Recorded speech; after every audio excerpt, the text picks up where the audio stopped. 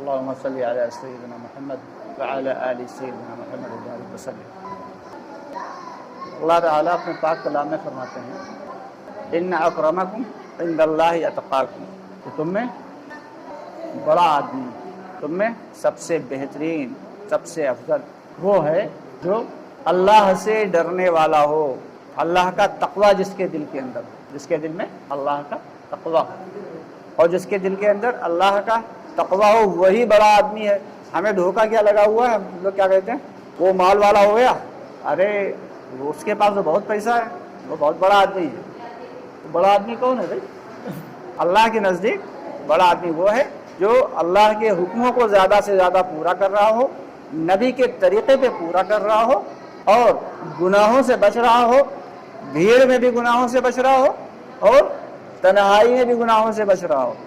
ایک تو بھیڑ میں ہوتا آدمی بچتا ہے گناہوں سے، ارے یار لوگ دیکھیں گے تو کیا کہیں گے، بتاؤ کہ ان کا تو چلہ لگا ہوا ہے، ان کے تو 3 دن لگے ہوئے ہیں، یہ تو جماعت میں جاتے ہیں، یہ تو مولانا صاحب ہیں، اور یہ تو فلاں آدمی ہے، تو بھیڑ میں گناہ سے بچ جاتے ہیں۔ لیکن جب معاملہ آتا ہے تنہائی میں تو بچنا بڑا مشکل پڑ جاتا ہے۔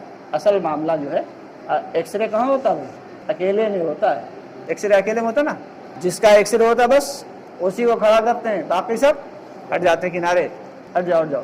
تو ایک تنہائی میں جب ہم ہوں گے تو ہمارا بھی ایکس رے ہوگا، تب پتہ چلے گا کہ ہم کتنا اللہ سے ڈر رہے ہیں، یا گناہوں سے اگر بچ رہے ہیں تو اللہ کے خوف سے بچ رہے ہیں یا دنیا دکھاوے سے بچ رہے ہیں۔ تو ہمیں اگر بڑا آدمی بننا ہے تو ہمیں اللہ تعالیٰ کے حکموں کو زیادہ سے زیادہ پورا کرنا ہوگا، اور صرف حکموں کو پورا ہی نہیں کرنا ہے، نبی کے طریقے پہ پورا کرنا ہے۔ کہ اگر نبی کے طریقے پہ حکم اللہ کے پورے نہیں کیے تو ہم کتنا بھی اچھا عمل کر رہے ہوں سارا کا سارا رائے گا چلا جائے گا۔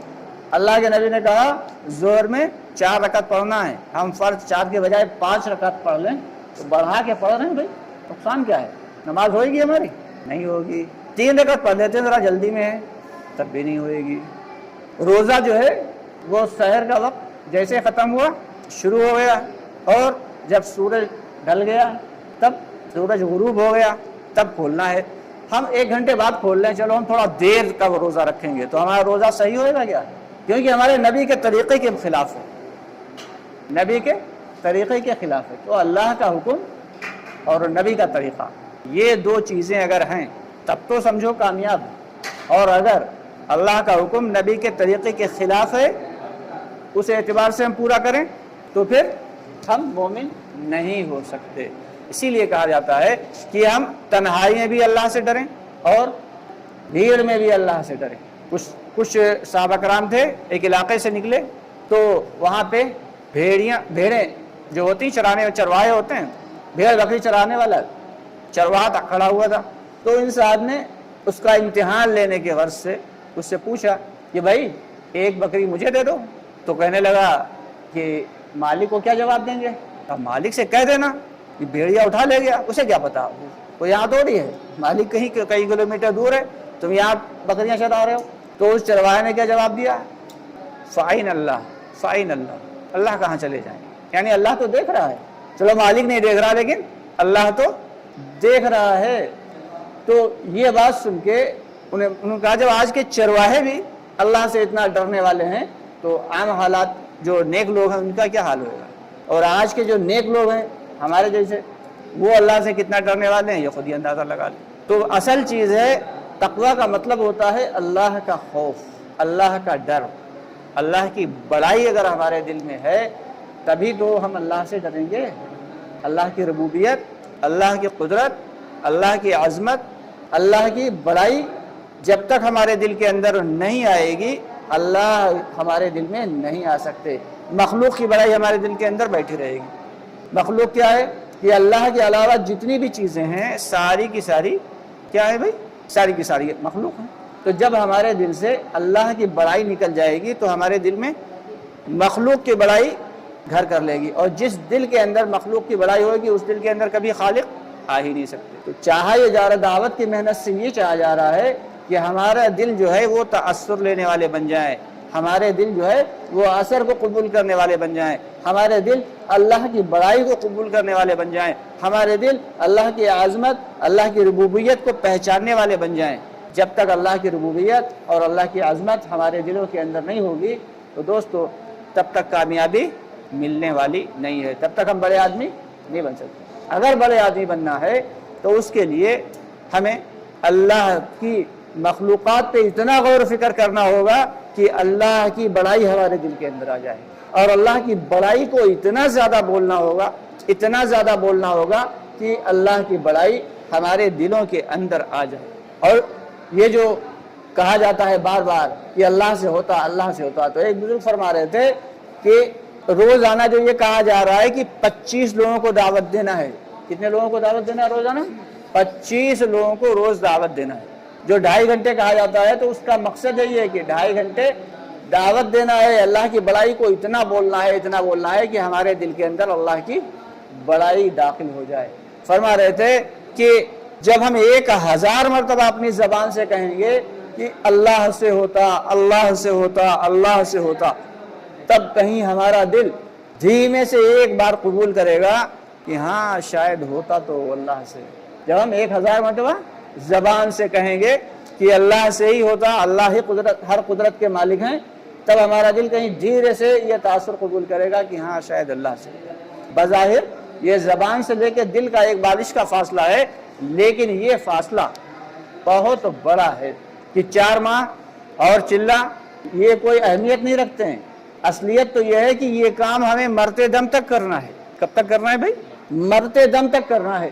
دعوت کی محنت آخری سانس تک کرنا ہے، کیونکہ ہمیں اللہ تعالیٰ نے اسی لیے چنا ہے۔ قرآن پاک میں اللہ تعالیٰ فرماتے ہیں ہوا جو تباکم، تمہیں اللہ نے چنا ہے۔ اب جب دعوت کی محنت کریں گے تو حالات آئیں گے، پریشانیاں آئیں گی، مشکلات آئیں گی، مصائب آئیں گے، آفتیں آئیں گی، تکلیفیں آئیں گی۔ کبھی جو ہے گھر پہ کوئی شادی ہوگی، کبھی کوئی بیمار ہوگا، کبھی جب جماعت میں جا رہے ہوں گے اللہ کے راستے میں تو مالی نقصان ہو جائے گا۔ تو اس طریقے سے اللہ تعالیٰ آزمائیں گے۔ اللہ تعالیٰ اپنے پاک کلام میں ایک جگہ فرماتے ہیں وَلَنَبْلُوَنَّكُمْ بِشَيْءٍ مِّنَ الْخَوْفِ وَالْجُوعِ وَنَقْصٍ مِّنَ الْأَمْوَالِ وَالْأَنفُسِ وَالثَّمَرَاتِ، یعنی ہم تمہیں ضرور بالضرور آزمائیں گے۔ اللہ تعالیٰ فرما رہے ہیں کہ تم کیا سمجھ رہے ہو، تمہیں آزمایا نہیں جائے گا، تمہیں ضرور آزمائیں گے۔ کبھی تمہیں خوف میں مبتلا کر دیا جائے گا، کہ خوف ڈال دیں گے اللہ تعالیٰ، تب آزمائیں گے، دیکھیں اب ہمیں مانتے ہو یا دوسرے کو رب ماننے لگے۔ والجوع، تمہیں کبھی بھوک میں مبتلا کر کے آزمائیں گے، کہ بھوک اتنی شدید ہے، تکلیف ہے، بھوک کے مارے برا حال ہے۔ اب اللہ تعالیٰ یہ دیکھیں گے کہ دیکھیں ابھی بھی تم ہم ہی کو رب مان رہے ہو یا کسی دوسرے کو روزی دینے والا مان رہے ہو۔ چنانچہ ہم دیکھیں صحابہ کرام کی طرف کہ شہاب بن ابی طالب میں 3 سال تک صحابہ کرام رضی اللہ تعالیٰ عنہ اجمعین اور حضور پاک صلی اللہ علیہ وسلم قید رہے۔ 3 سال تک ایک چھوٹی سی وادی تھی جس کے اندر، تو ایک صحابی فرماتے ہیں کہ یہ حال ہو گئے تھے کہ کھانے کو کچھ نہیں بچا، تو پیڑوں کی چھال اور پیڑوں کے پتے چبا چبا کے ہمارے گل پر چھل گئے تھے، بھوک کی وجہ سے تکلیف ہوتی تھی۔ ایک صحابی فرماتے ہیں کہ میں لیٹا ہوا تھا، مجھے بھوک کی بارے برا حال تھا، مجھے استنجے کی ضرورت ہوئی، کہ استنجا کرنے گیا تو میں نے دیکھا کہ چمڑے کا ایک ٹکڑا پڑا ہوا تھا، اسے اٹھایا، صاف کیا، دھویا اور جلایا، جلانے کے بعد اس کی راکھ کو پھانکا، راکھ کھا کے اوپر سے پانی پی لیا۔ تو اللہ تعالیٰ کبھی بھوک میں مبتلا کر کے آزمائیں گے۔ وَنَقْصٍ مِّنَ الْأَمْوَالِ، کبھی کاروبار میں گھاٹا ہو گیا، اچانک جا رہے تھے اللہ کے راستے میں یا وقت لگا کے آئے اور گھاٹا ہو گیا، ہوتا ہی ہے۔ جب 4 ماہ لگا کے آئے ساتھی، کسی کی نوکری چلی گئی، کسی کی دکان بیٹھ گئی، ہاں یہی تو ہوتا نا۔ تو وَنَقْصٍ مِّنَ الْأَمْوَالِ، لیکن وہ زیادہ دن تک رکتا نہیں ہے، تھوڑے دن تک وہ گھاٹا جو ہے تھوڑے دن تک رہتا ہے۔ آگے اللہ تعالیٰ فرماتے ہیں وَالْأَنفُسِ، تمہیں تمہاری جانوں کے ذریعے آزمائیں گے ہم، یعنی جان کا خوف اچانک آ گیا، یا بیماری آ گئی، یا پریشانی آ گئی، مشکل آ گئی۔ وَالثَّمَرَاتِ، اور کبھی تمہاری فصلوں کو تباہ کر دیا جائے گا۔ اللہ تعالیٰ کبھی فصلوں میں نقصان کر دیں گے، کہ جو ہے کبھی پھلوں میں، باغوں کا نقصان ہو گیا، پھلوں کا۔ تو اس طریقے سے اللہ تعالیٰ نے بتایا کہ ان چیزوں کو ڈال کے ہم تمہیں آزمائیں گے، اور آزمانے کے بعد جب تم کھڑے اترو گے تب پھر اس کے بعد پھر جو اللہ تعالیٰ وسعت کھولیں گے، وسعت دیتے چلے جائیں گے، اور ایسی وسعتیں دیں گے کہ جیسے صحابہ کرام رضی اللہ تعالیٰ عنہ اجمعین کو دی گئی۔ کہ صحابہ کرام فرماتے ہیں کہ اگر میری 7 نسلیں بھی کماتی دنیا کے اعتبار سے تو اتنی دولت ہمیں نہیں ملتی جتنا ہم نے اللہ کے راستے میں خرچ کیا اور اللہ نے ہمیں عطا فرما دیا. کہ مسجد نبوی میں سونے کے اور چاندی کے ڈھیر لگے ہوتے تھے. جیسے گاؤں میں فصلوں کے ڈھیر لگے ہوتے ہیں سیزن میں، ایسے سونے چاندی کے ڈھیر لگے ہوتے تھے. قیصر و کسریٰ کے تاج صحابہ کرام کی ٹھوکروں میں ہوا کرتے تھے، انہیں کوئی پوچھنے والا نہیں تھا. یہ کب ہوا؟ پہلے اللہ تعالیٰ نے آزمایا، آزمانے کے بعد جب وہ سارے کے سارے صحابہ کھڑے اترے، اس کے بعد پھر اللہ تعالیٰ نے ان پہ وسعتیں اور کھولنا شروع کر دی اور فتوحات عطا فرمائے. ایسی فتوحات کہ جن کے بارے میں کہ مثال ملنا مشکل ہے. حضرت عمر رضی اللہ عنہ کا جو زمانہ ہے 22 لاکھ مربع میل کے اوپر حضرت عمر رضی اللہ عنہ کی حکومت تھی.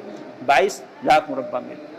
تو دوستو یہ حالات، یہ پریشانیاں، ان مشکلات کو دیکھ کے گھبرانا نہیں ہے، پریشان نہیں ہونا ہے اور پیچھے نہیں ہٹنا ہے. جو دعوت کی محنت کر رہے ہیں اس میں پیچھے نہیں ہٹنا ہے، بلکہ اس دعوت کی محنت کو بڑھاتے جانا ہے. اپنی قربانی، اپنے مجاہدوں کو اتنا آگے بڑھانا ہے کہ اللہ رب العالمین خوش ہو جائیں اور پھر اللہ تعالیٰ پھر ہمارے لیے آسانیاں اور فتوحات کھولتے چلے جائیں گے. کریں گے سب لوگ انشاءاللہ. ابھی جماعت اس طریقے سے بھائی کوشش کرنا ہے اور محنت کرنا ہے. انشاءاللہ تعالیٰ مغرب کے بعد تھوڑی دیر بات ہوگی، اس بات میں آپ لوگ تشریف رکھیں.